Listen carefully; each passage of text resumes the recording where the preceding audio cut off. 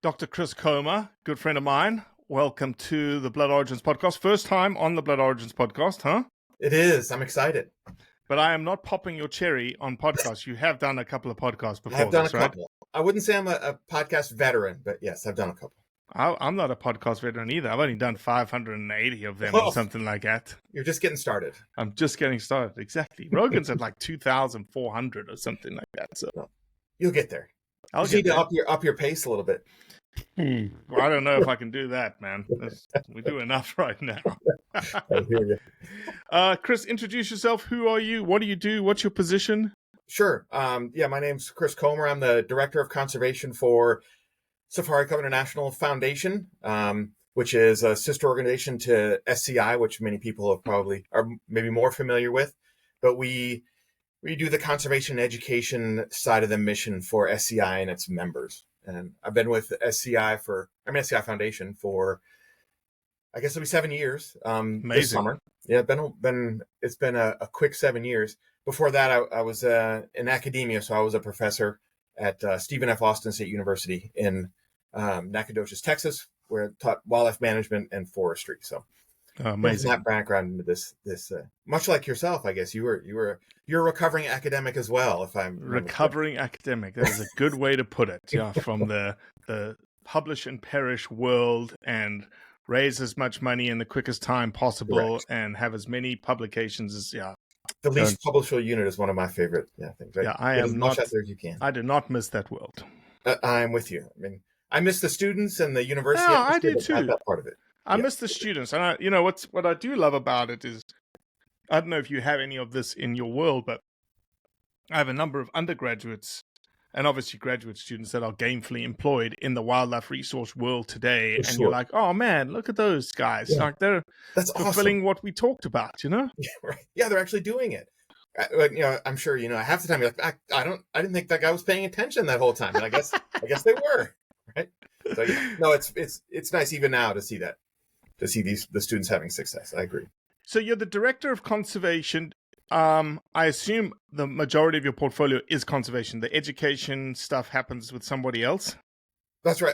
Technically, it all reports through me. All the programs do. But yes, we've got a director that day-to-day manages most of the education stuff. That's right. And just so that people understand, you are helping shape sort of conservation ideas and thoughts and sort of trajectories of what you guys feel is important to invest in from a SCI Foundation perspective, right? That's right. I mean, if you look at our mission and goals, we're based in science-based wildlife management. And so we try to provide information or assistance with issues that we think are important, where we can really make an impact, that are important to our members, but also where maybe there's a gap in the conservation funding and activity that's out there, where we can step in and fill that gap and provide information or assistance that isn't already being provided. Because there's lots of entities in this conservation space. So we all try to find our niche, right, where we can make a difference and have a real impact. So, and that's what we try to do. For the people that don't obviously have not come from an academic background, they're not scientists and whatnot, why are you guys so focused on science-based wildlife management? Yeah. Well, I think, again, that was a niche I think that we felt we could fulfill, particularly when you look at some of the work that's going on in Africa, which I'm sure we'll talk about going forward, where some of that there may not be the resources or the infrastructure to do the kind of science-based management that we do here in the United States. There's a lot of funding available for it here through various mechanisms that may not be available. We felt we could help provide information to make better decisions about wildlife management, and that's what we want to do. Obviously, we think hunting is a critical component of conservation, but really it's about providing data and assistance to help conserve the species that are important to us and biodiversity overall. But we are focusing very much on data collection efforts that could enhance hunter opportunity. Sure. Absolutely. Could enhance, and I will change from will advance the sustaining use of that wildlife resource. That's right. That's a good way to put it. Yeah, the sustaining use. It's interesting, you're collecting data with the idea of being able to manage species in a way, like you said, that's sustainable. And there's always when we talk to our folks, our members, there is this possibility we could come up with data that says, hey, maybe we need to Yeah, what manage happens this if a you little come differently. up with data that says, hey, you guys shouldn't be hunting?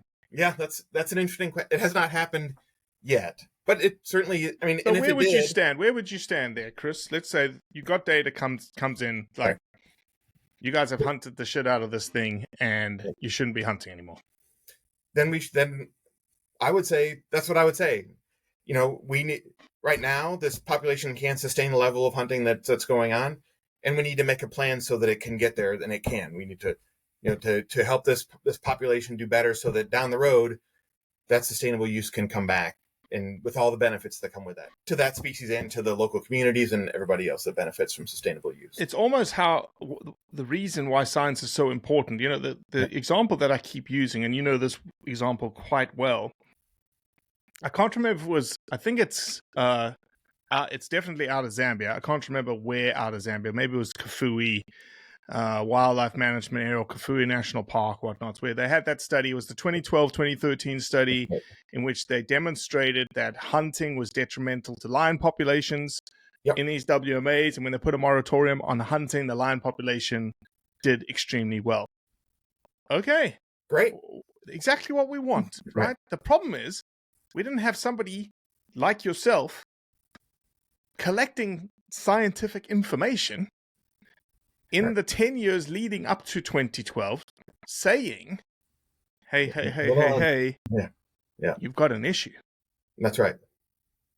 So it was already sort of there, right? We didn't have the data up front, so we could say, hey, I don't want to speak too much to the details of that, but yes, if they'd known 10 years before that they were harvesting at an unsustainable rate, they could have changed that before they got to the point they were at when that study was done, right?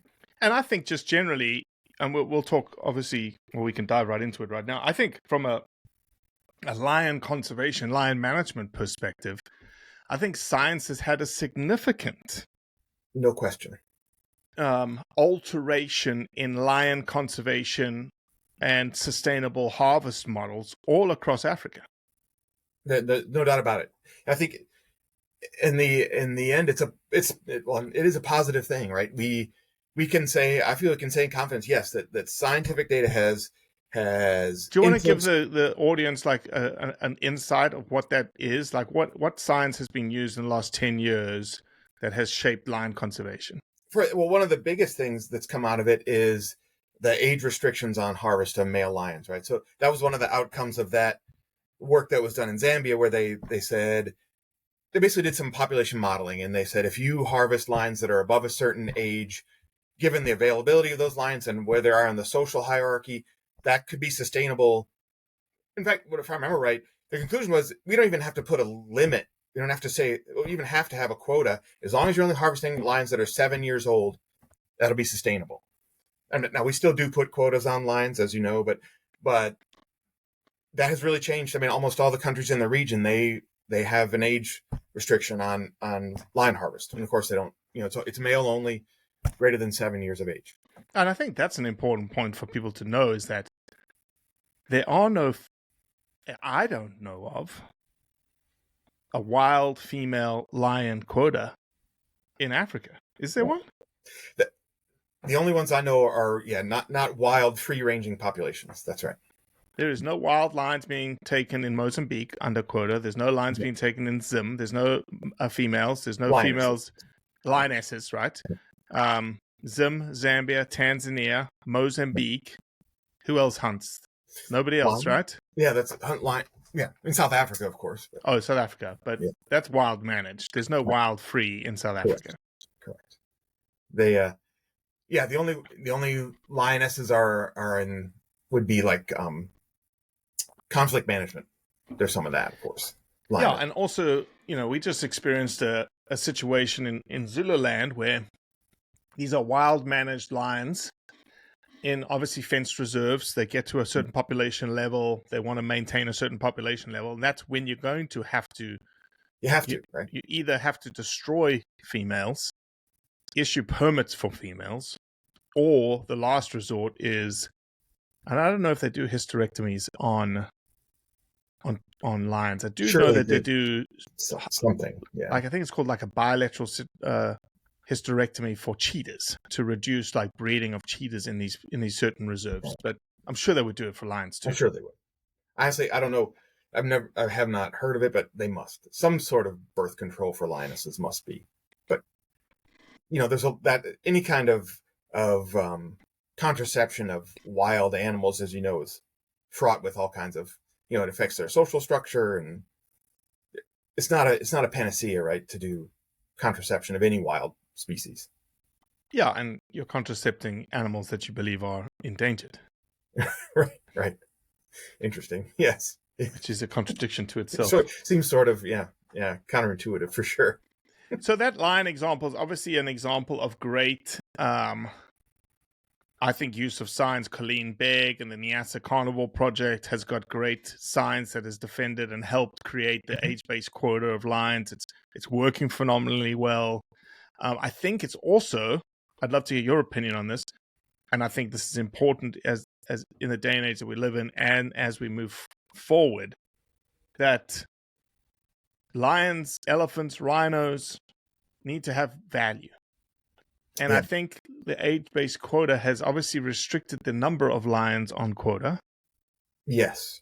But has also doubled their value or increased their value.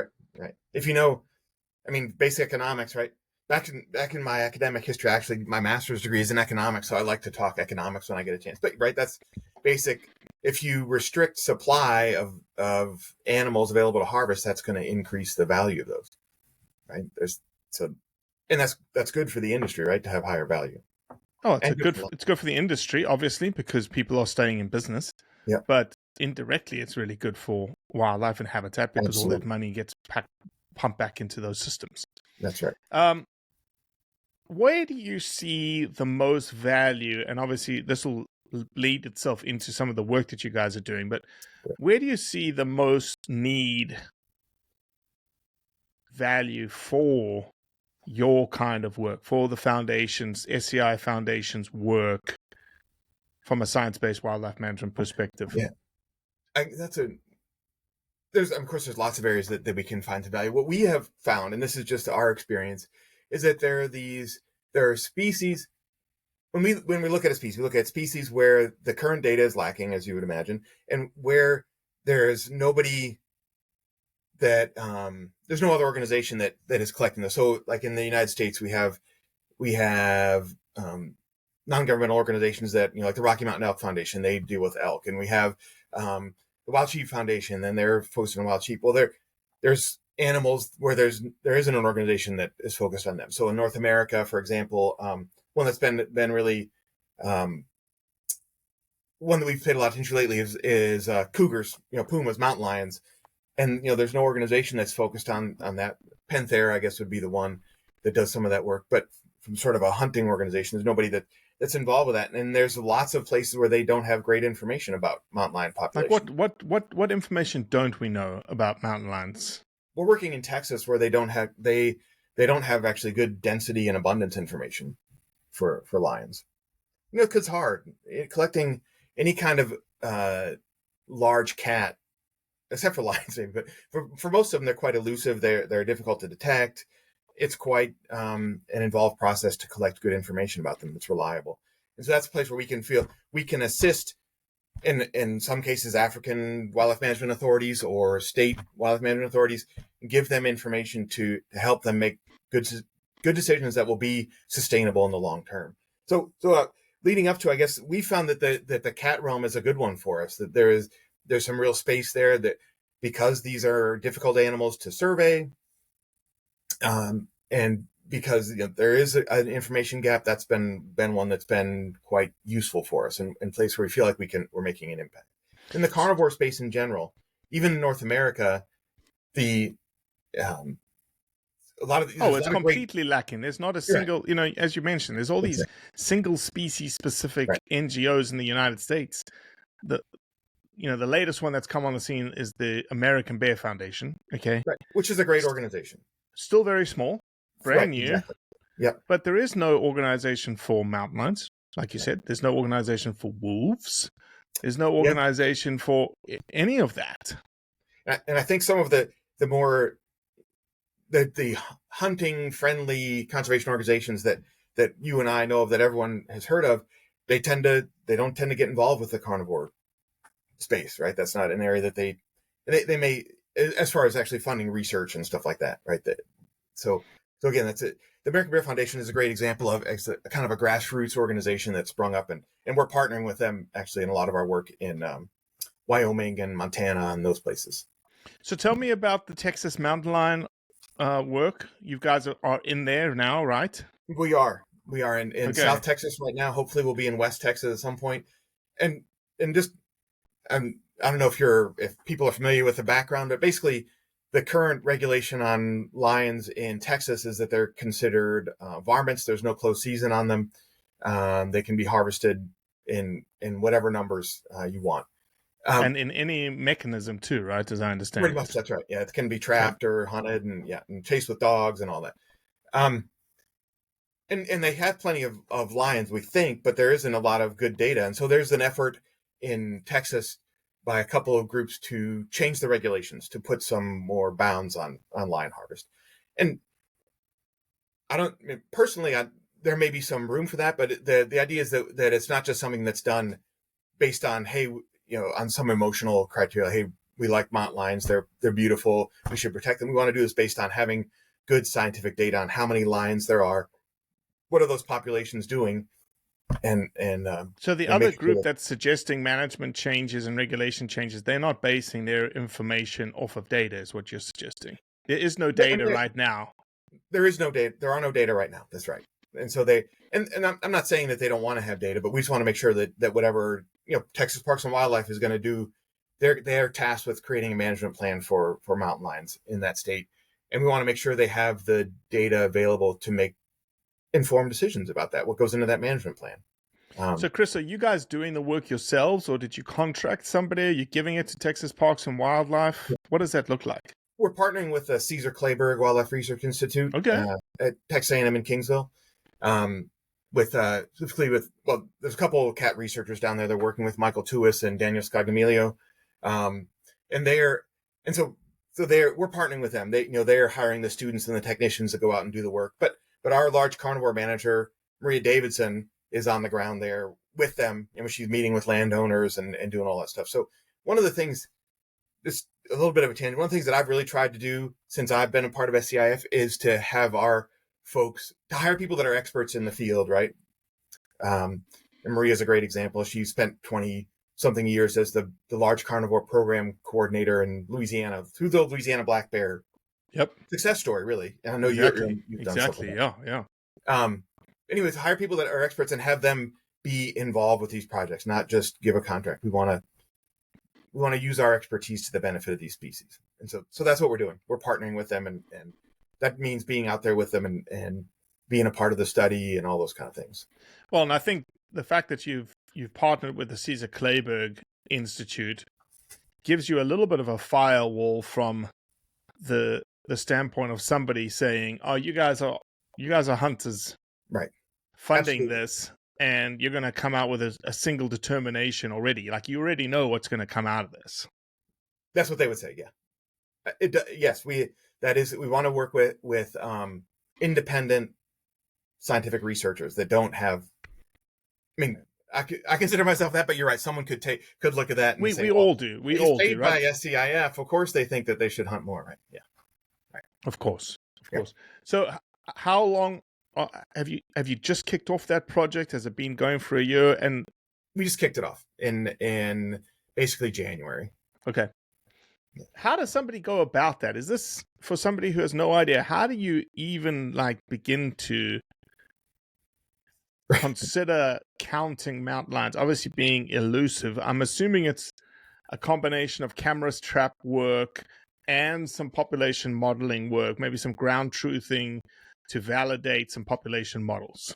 Right. So basically it's camera based. So that's the primary method. The challenge with lions is that, as opposed to leopards, which is another species we work with, is that lions they don't have spots, so they're not uniquely identifiable. So, which raises some challenges. And one of the ways that you can help, it ends up being a population model, like you said, a spatially based population model.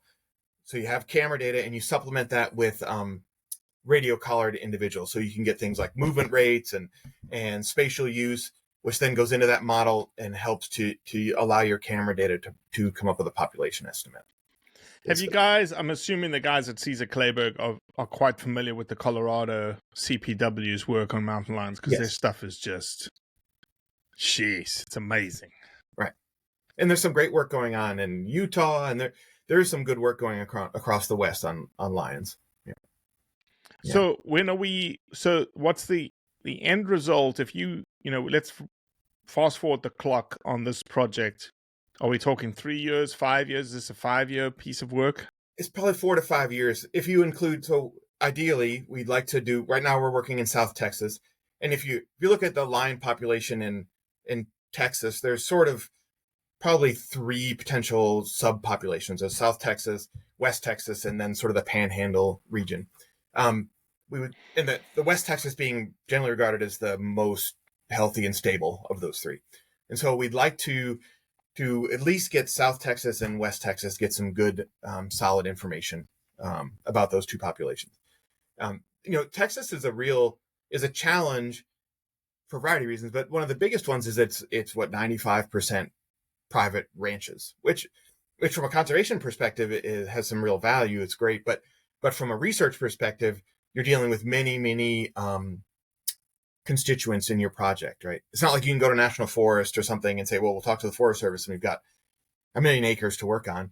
You're dozens, or maybe, by the time we're done, maybe hundreds of landowners that are going to have to be a part of this project. And it's a logistical challenge. That's actually our biggest thing we're working on right now, is gaining access to enough properties. And oftentimes it's not even that people don't want you to have access. It's just finding the right people and talking to them. You know what I mean? It's not that we have to convince them necessarily. It's just like, you got to find the right person and talk to them. Yeah. So, not just the ranch manager, but the owner and all the rest of it. Yeah, that's right. And they're busy people, right? They're successful. They've got business they're trying to run, and this isn't necessarily high on their priority list. So they, you just have to keep after them. Yeah. But we're getting there. We're actually, we've hired some local folks down there that are very familiar with they do consulting work down there that know the landowners and have relationships with them. And that's the kind of thing you have to do to really make progress, is get partners on board that have those contacts or that network that can help you. So this is obviously on the back of, you guys have implemented a couple of already carnivore-based survey projects. That's right. So let's talk about those. The first one, I assume the first one was Botswana, right? That was your first big effort. Our first sort of big time foray into doing these kind of large scale projects. So that's one started in we started conceptualizing in probably 2021, got on the ground in 2022, and it's pretty ambitious. We crossed paths in 2022 in Botswana. That I was going to mention. Remember? Oh yeah, of course. That was a funny sort of small world sort of incident, like in the Mound Lodge, and that's right, in Mound, Botswana. Like, hey, Robbie, what are you I'm doing? Here filming. What are you doing? Oh, I'm here camera trapping. I was like, all right, cool, yeah, that's funny. But yeah, so we work closely with the Department of Wildlife and National Parks in Botswana. Prioritized. We basically had 20 survey areas, and we deliberately stratified them by things like land use. So it included national parks, it included hunting areas, it included community areas, private ranches. We wanted to get as representative as we could of all the sort of big picture land uses in Botswana. It's regionally distributed across the whole country. And then we went to each of those areas and we did a 56-day, 8-week camera survey with about between 100 and 120 cameras per area. It's covering an area of about between 800 to 850 square kilometers. And are you baiting these cameras? Are you putting them on trails? What's on trails? On trails. On trails and roads. Okay. The baiting thing is an interesting question. You certainly can increase your capture frequency, right, if you have bait, but it does some of the assumptions of the underlying model, the seeker model, the spatially explicit capture recapture model. That's kind of the technique that we use to analyze these data. it relies on assumptions of things like capture probability not changing. So if you bait an animal, then of course it's more likely to come back to that thing, so then you sort of toy with violating some of those assumptions. So we didn't, besides which, putting bait at 50 to 55 sites across one area is just not very practical. Yeah, logistically impossible. Right. So we leave it out there.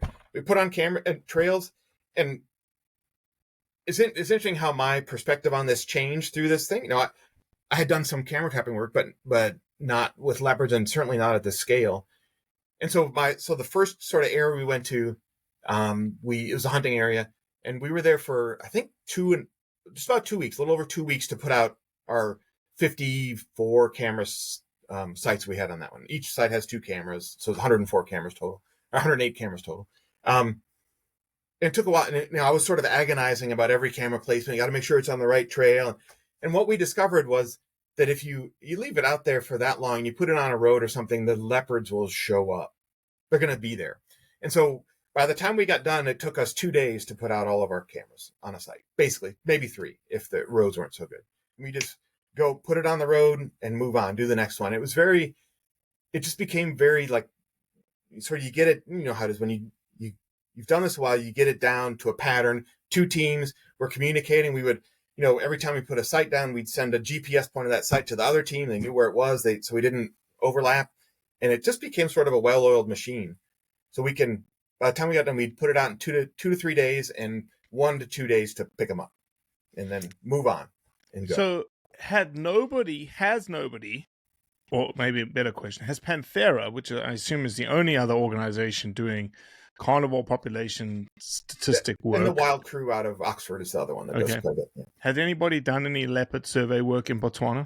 Oh, there's lots of independent researchers. The Wild Crew has some activity in northern Botswana, but all the other projects in Botswana in particular were sort of associated with a certain protected area or something. So a certain game reserve or the Chobe National Park, or they were, rather than sort of going big scale like we did it. But were they estimating population size? Some of them were. Okay. Yes.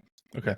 And so all that money feeds, all those data feeds into the Department of Wildlife and National Parks, but from us and from the other researchers. And then they sort of compiled all of that to get their full assessment of leopard populations. So that is finished now, right? That's right. The field part is finished. We've got like 16 million photographs to look at. Oh my God. And we don't have to look at them all.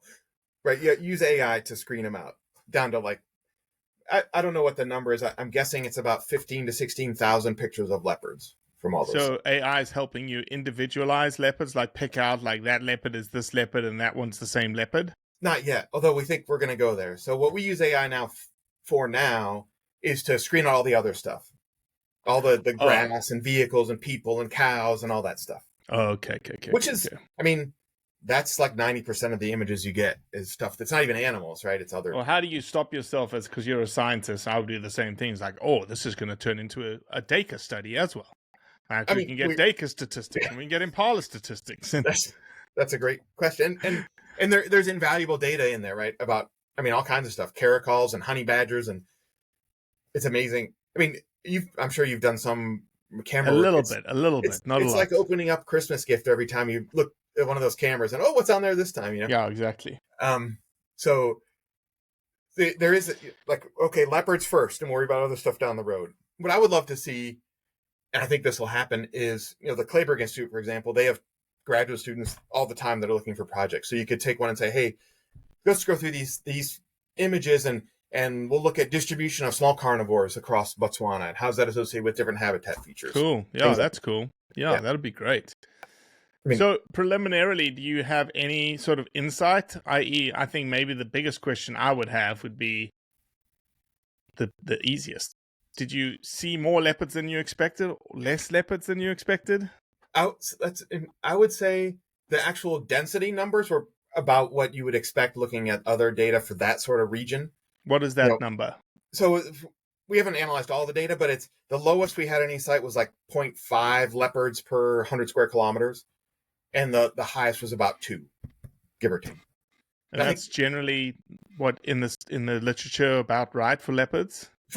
for these sort of semi-desert habitats. So if you go to like Tanzania, where they have the much more rainfall and it's much more sort of forested, they'll find much higher densities. But for that sort of region, that's about right. What is high densities of leopards? So like 8 or 9 per Oh, really? 100 square kilometers. Yeah.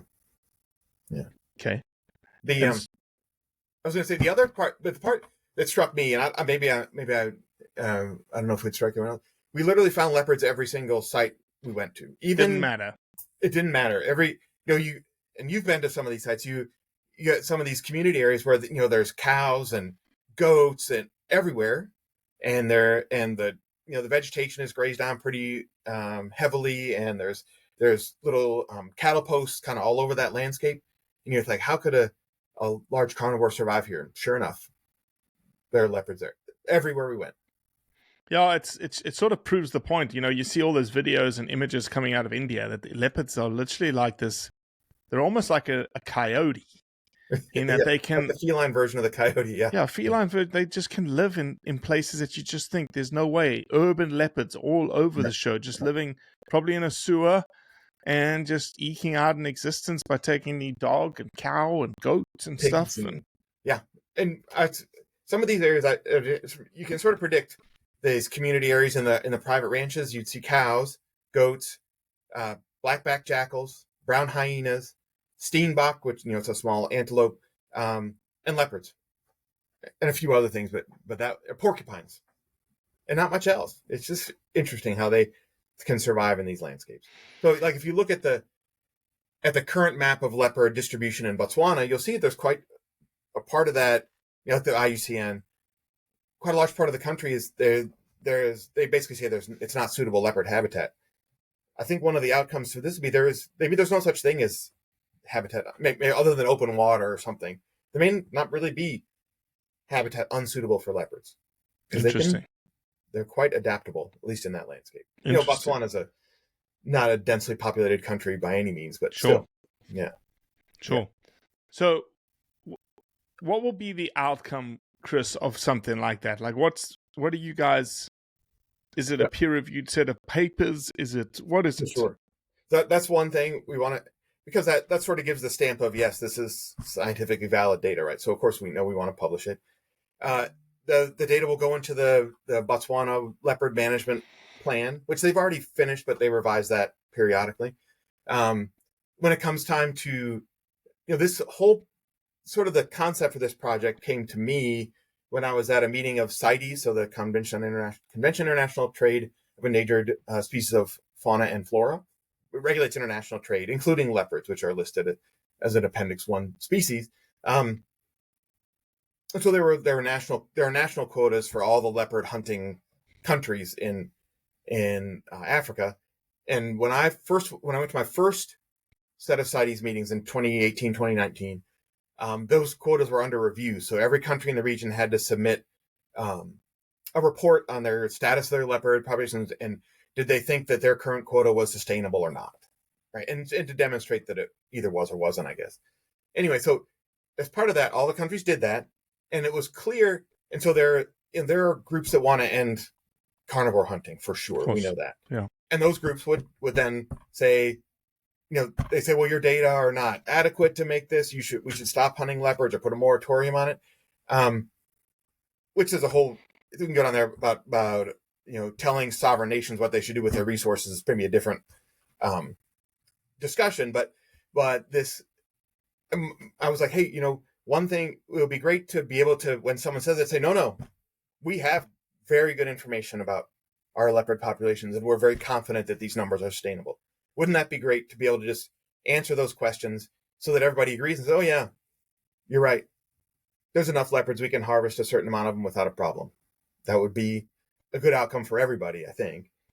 So that's where it came from. So I would love to see the next round of reviews of the CITES quotas, which I don't know when that'll be, that these countries can be very confident and say, no, we feel like we have a good understanding, and they do. I think they're very confident that their current levels of harvest are sustainable, but then they'll have the peer-reviewed data to sort of prove that beyond any Mhm. doubt. That's what I would. That's like an ideal outcome in my mind. Yeah, 100%. Yeah. So you did that for Botswana. Did you go somewhere else next? Have you done anything else in Africa Right. for So leopards? we haven't started yet. It's interesting. There's so much interest across the region in doing this kind of work for obvious reasons. We're just trying to. We can't do everything all at once. So I think our next right now we're partnering with the Professional Hunting Association of South Africa, so FASA Foundation, to do work in South Africa, which is South Africa is interesting. No leopard That's right. export quota at all. That's right. I mean, CITES allows it. There's a CITES quota for it, but the national government. Oh, that's doesn't. correct. That's correct. And so that's a good one. I mean, that's one where we feel like we can make a real difference. And it's based on this idea that they don't have the information required to say that their populations are stable or sustainable. Yeah, DFFE has said, right, we don't have the data, so we don't feel comfortable exporting leopard quota because we don't know how many leopards we actually have. Right. Which is fair enough. Right. Okay. Yeah. They say, okay. Now that, of course, but on the counter, you hear of, anecdotal evidence. That's right. Of, hundreds of leopards being killed. That's right. In one region. Right. Right. So if you go talk to the guys on the ground, they'll say, "Oh, there's leopards everywhere out here." Right. Yeah. Yeah. So that's one, and then we've been working with the national government and the operators in Mozambique to see if we can get something started in Mozambique, another country where they there's large swaths of that country where they have pretty limited information. The Niassa preserve that you mentioned being maybe an exception.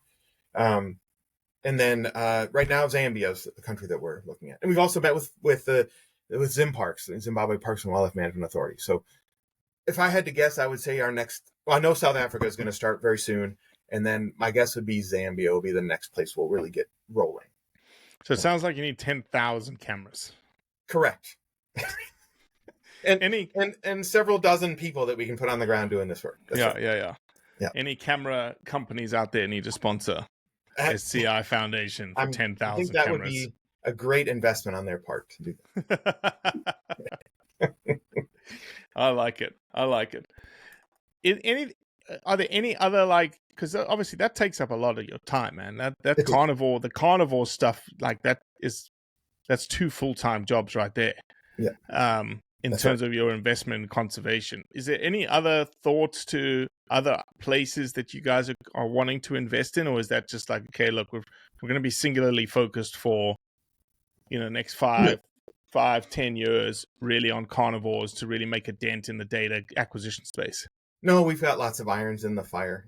So one, it's not a new thing. I mean, you're familiar with the African Wildlife Consultative Forum. Mm-hmm. That's one of our things. It's a conference we hold every year, and we in Africa, and we want to keep doing that. Of course, we want to expand that. We've got a relationship we're developing with the Southern African Development Community, the SADC, which it's sort of a regional geopolitical group of countries that work together in all kinds of different spaces, including conservation space. So we're developing a partnership with them to work on a lot of these international stuff. I think that will sort of raise the impact of the AWCF, which is fantastic.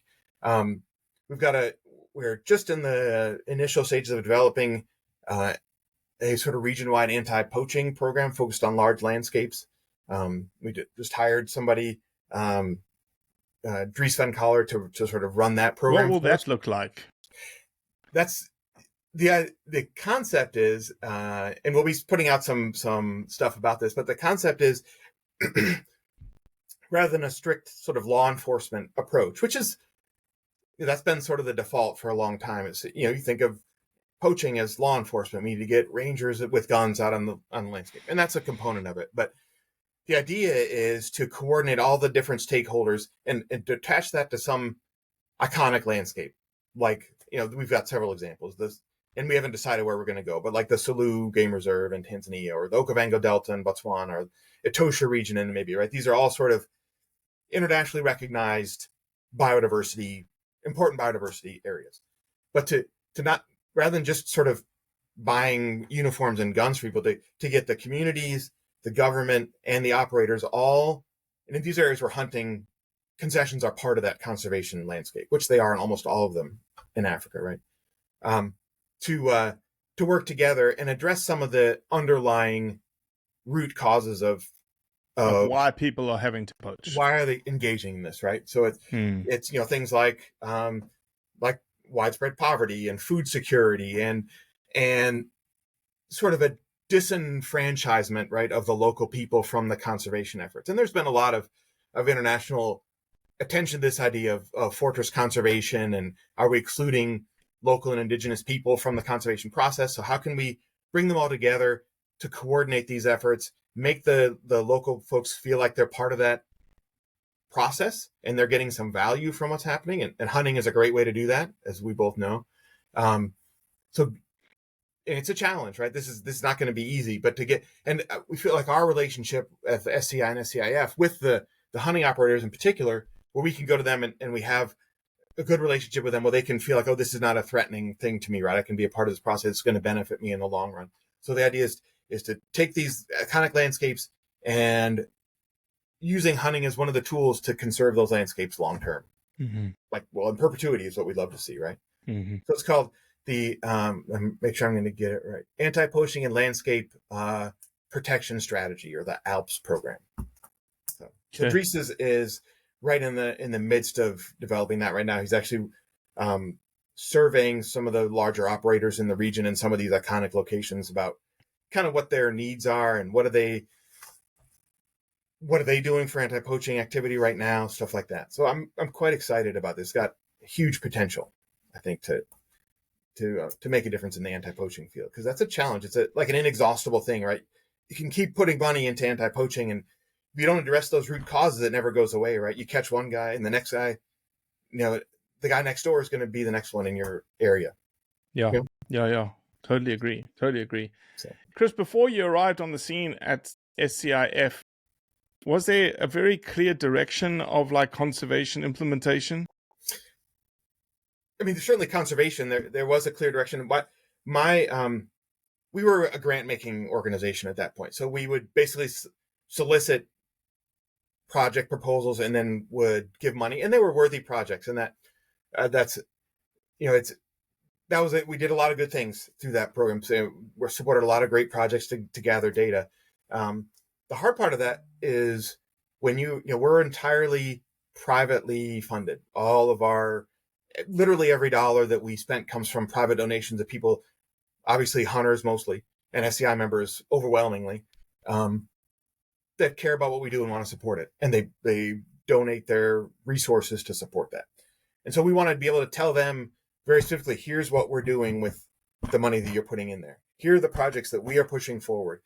And that's easier to do when you have some very well-defined areas that you're trying to work in.